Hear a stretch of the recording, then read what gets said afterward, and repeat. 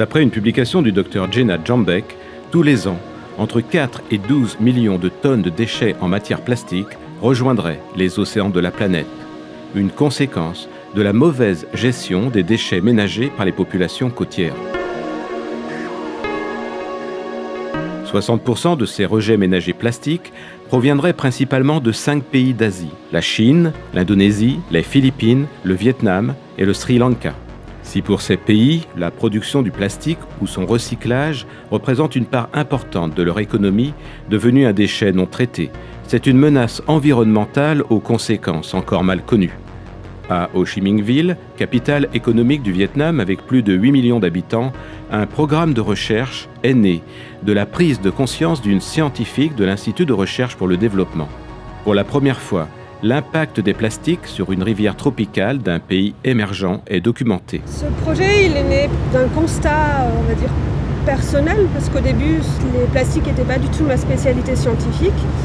Moi, je suis venue au Vietnam pour travailler sur tout ce qui était contamination métallique, donc dans le réseau aquatique. Et en fait, en faisant mes premières missions ici, ce qui m'a effarée, c'est tout ce plastique.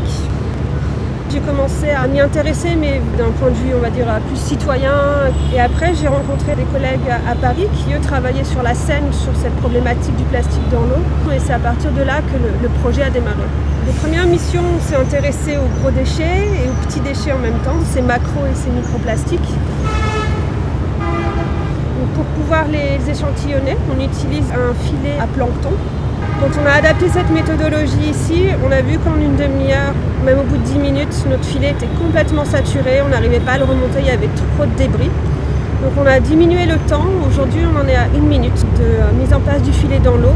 Et avec 1 minute, on a suffisamment de matériel, voire des fois trop, pour pouvoir bien observer.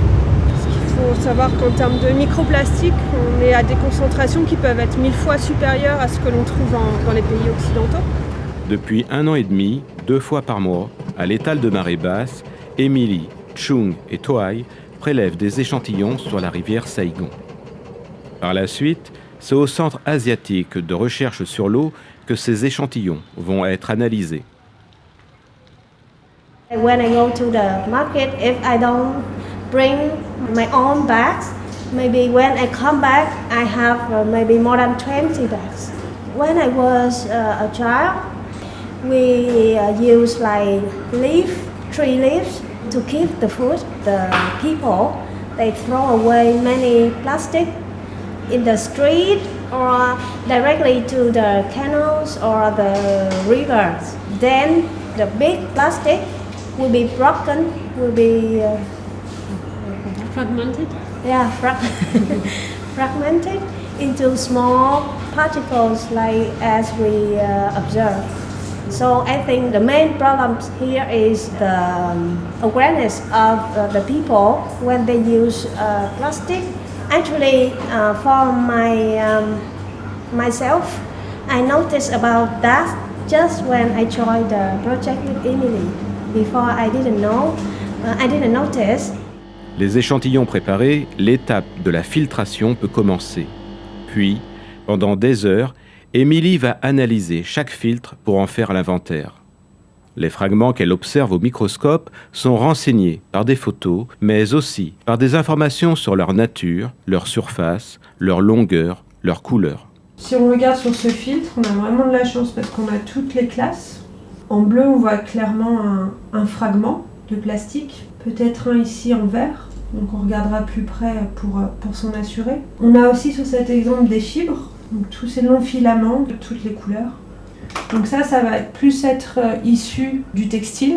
Par exemple, tous les nouveaux textiles qu'on pense pour la montagne, les Gore-Tex, etc. Mais aussi, ça peut être issu des nylons, des filets des pêcheurs. Donc voilà, là on a une fibre qui fait environ 0,9 mm de long. Sur ce filtre, donc là on a ce qu'on appelle un pellet. Ces granules sont le matériau de base utilisé par l'industrie du plastique. Lorsque, par accident ou par négligence, ils sont déversés dans une rivière ou dans l'océan, comme tout microplastique, elles représentent une menace pour la survie des oiseaux marins et des poissons qui les ingèrent. Si on continue, on voit un gros morceau de polystyrène. Alors au Vietnam, le polystyrène, il est beaucoup utilisé pour tout ce qui est food packaging. Et généralement, c'est à usage unique. Donc on mange, on jette. Et s'il y a une rivière à côté, les gens jettent dans la rivière. Là, ça rentre dans la catégorie macroplastique. Il a plus de 5 mm de côté. Mais si on zoome, on va pouvoir en trouver des plus petits juste à côté qui ont été dégradés. Le polystyrène, il se fragmente très très rapidement, très facilement. Dans leur démarche scientifique, Emily et Chung observent la présence de microplastiques parfois là où on les attend le moins.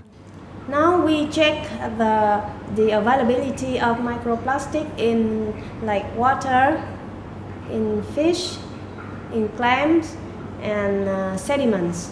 Also in the air by taking the rainwater.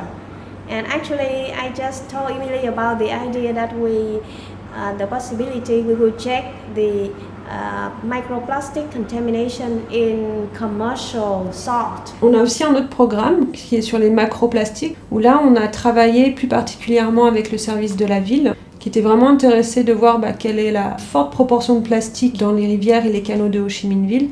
Donc depuis cette étude où on leur a fourni un peu des chiffres sur l'importance des déchets, eux ils ont continué à améliorer ce ramassage des déchets sur plusieurs canaux.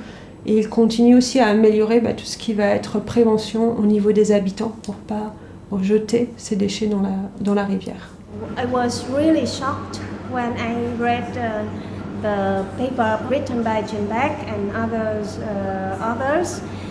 Then I already chose the microplastic with Emily, and I feel that I'm lucky because I have a chance to join this project to deal with the real problems of not only Vietnam but the whole planet problems.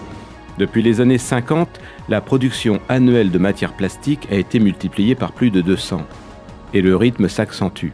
L'impact des macroplastiques sur la mortalité des espèces animales est désormais connu de tous. Mais qu'en est-il des microplastiques ?